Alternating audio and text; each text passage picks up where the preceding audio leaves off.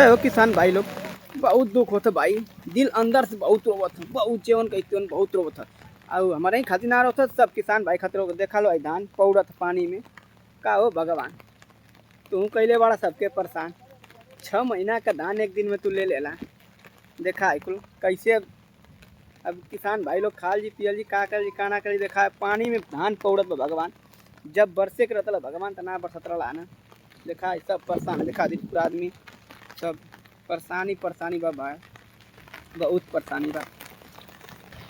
देखा भैया कोनो बरसे वाली समय ना, लेकिन फिर भी देखा पानी, देखा ऐसा पानी तो आषाढ़ के दिन में यहाँ मन के ना बोला।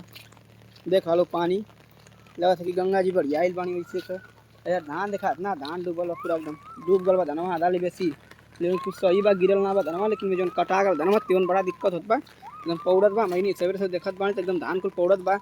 देखा ले और पानी देखा एकदम पूरा खतरनाक पानी बा। ओ भगवान तनी शर्म करा भगवान, तनी गरीबों आदमी के तनी जिए दा भगवान।